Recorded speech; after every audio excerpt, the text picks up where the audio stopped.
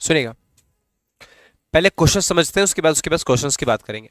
आपसे कह रहे थे कि ए स्टार बी, आपको सर्टेन कोड दिए जाएंगे। ये पूरा क्वेश्चन आपको हर एक में दिया जाएगा। पहली बात है, आपको याद नहीं करना, समझना नहीं है, ये क्वेश्चन आपको दिया जाएगा एग्जाम में भी। ठीक है भाई, कह रहा है कि हर एक कोड का निश्चित मतलब है। जहां पर स्टार लगा होगा, जिन दो नंबर्स के बीच में, अल्फाबेट के बीच में क्या लगा होगा, स्टार लगा होगा, उसका मतलब होगा बी ए का पिता है। कौन पिता है? पीछे वाला सदस्य आगे वाले सदस्य का क्या है? पिता। तो ये पिता है, तो इनका जेंडर क्लियर है। पर ए बी का पुत्र है या पुत्री, ये कंफर्म अभी नहीं है, पर हमें पता है बी ए का कौन है? पिता।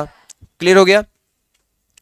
इसे क्या बोलते हैं? डॉलर। ए डॉलर बी का मतलब क्या है भाई? ए डॉलर बी का मतलब ए बी की बहन है। कौन बहन है भाई? ए बी की बहन है।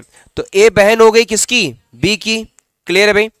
फिर ए एट द रेट बी का मतलब है ए बी की माता है। कौन माता है? आगे वाला सदस्य पीछे वाले की माता है। क्लियर हुआ? The last but not the least आपसे कह रहा है ए इक्वल बी का मतलब है बी ए का भाई है। तो कौन भाई है भाई? बी। किसका भाई है? ए का भाई। तो ये कोड आपको हर क्वेश्चन में बदल भी सकते हैं, अलग अलग भी हो सकते हैं, पर आपके लिए क्वेश्चन पुटअप दिया जाएगा, आपको समझना पड़ेगा। क्लियर भाई? चलिए भाई, जब हम कोड समझकर पहुंचे क्वेश्चन के पास, कहां पहुंचे भाई? क्वेश्चन यही मिला आपको। जब हम क्वेश्चन देख रहे हैं तो क्वेश्चन में R Q L M P का नाम लिया गया। इस पूरे क्वेश्चन में ना तो कहीं आर है, ना तो क्यू है, ना तो एल है, ना तो एम है, ना तो पी है। अब क्या किया जाए भाई? नई समस्या आ गई सामने। तो बात समझिए भाई, हमें यहां पर अल्फाबेट से मतलब नहीं होता, हमें मतलब है इनके बीच यूज होने वाले कैरेक्टर से। कैरेक्टर देखिए भाई, एट द रेट इसमें है, एट द रेट यहां पे भी है, इक्वल इसमें है, इक्वल यहां भी है, स्टार यहां पर है, स्टार यहां पर है, इक्वल यहां पर है, तो इक्वल यहां पर है। ठीक है भाई? कोई भी ऐसा नया अल्फाबेट नहीं है या ऐसा कोई भी कैरेक्टर नहीं है जो इससे मैच ना कर रहा हो हमारे पास। बात समझ आ गई भैया? अब हमें ठीक इन्हीं पूरी इक्वेशंस को सॉल्व करना है। और आपसे क्या पूछा गया था?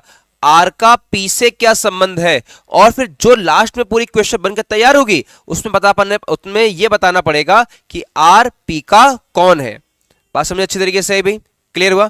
अच्छा, अब इसको हम एकदम से नहीं सॉल्व कर सकते हैं। इनको हमें सॉल्व कैसे करना पड़ेगा? दो दो स्टेप लेकर चलना पड़ेगा। हमेशा आगे से पीछे की ओर सॉल्व करते हैं। कहां सॉल्व करते हैं भैया? फ्रंट से बैक की ओर, मतलब आगे से पीछे की ओर सॉल्व करेंगे हम लोग। तो पहले दो लोग को सॉल्व करेंगे, फिर जो आएगा उसमें Q और L को सॉल्व करेंगे, फिर जो आएगा उसमें L और M को सॉल्व करेंगे, फिर जो आएगा M और P को सॉल्व करेंगे। मतलब दो दो कैरेक्टर को लेकर हम लोग सॉल्व करेंगे।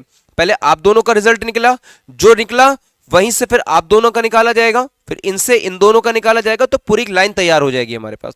समझ में आया? तो क्वेश्चन का पैटर्न, क्वेश्चन का प्रारूप समझ में आया, कैसे इसको क्रैक करना है हम लोगों को। क्लियर हुआ भाई? अब आते हैं क्वेश्चंस के ऊपर। सुनिए, तो सबसे पहले ये बताइए भाई, R at the rate Q, और एट द रेट का मतलब क्या होता है? ए बी की माता है, आगे वाली माता है किसकी? पीछे वाले की। तो यहां पे माता कौन होगी बताइए? आर माता किसकी हो जाएगी? समझ में आया भैया? तो आर माता है, और किसकी माता है भैया? क्यू की। पर क्यू का जेंडर नहीं कंफर्म है, क्यू लड़का या लड़की में कुछ भी हो सकता है, और ये माता है, तो इसका मतलब इनका जेंडर कंफर्म है भैया। सर्कल बना दिया इनके ऊपर। बताइए भाई, तो ये समझ में अच्छी तरीके से आया? आगे बढ़िए भाई, फिर क्या कह रहा?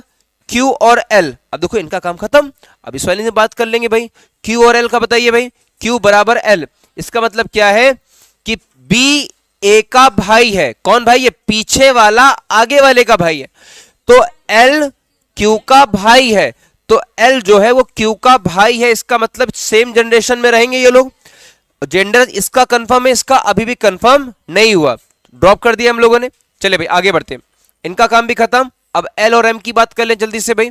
बताइए भाई, L M कहां है भाई? तो ये B A का क्या है भाई? पिता। तो M जो है वो L का क्या होगा?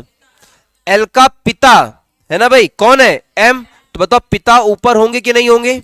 ये दोनों आपस में किस नाम से जाने जाएंगे? Husband wife. क्लियर हुआ? बताइए, क्वेश्चन पूरा खुला है कि नहीं खुला? आपसे पूछा जाए L L R का क्या है? पुत्र है ना भाई। L M का क्या है? पुत्र। आर एल की कौन है? एम क्यू के कौन है? भले जेंडर नहीं कंफर्म है, तो होंगे तो पिता ही ना। बात समझिए भाई, होंगे तो पिता ही हमारे पास।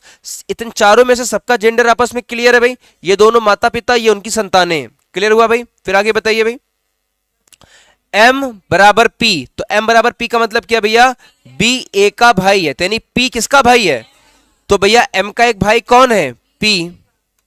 तो बताइए m का एक भाई कौन हो गया, p। बोलो हुआ क्या नहीं हुआ भैया, अच्छे तरीके से समझ में आया। अब पूछा किसका किससे गया था, r का p से। अच्छा r p के कौन लगेंगे ये बताओ। अच्छा भाई तो आपको पता है ये दोनों भाई भाई हैं भाई, है ना भाई, ये दोनों भाई भाई हैं। ये भैया इनको भाई कह रहा है, और भाई की जो वाइफ होती हैं वो क्या लगेंगी, भाभी लगेंगी भैया। तो भैया आर पी की कौन लगेंगी, भाभी लगेंगी। तो सही है भाई फिर आपका।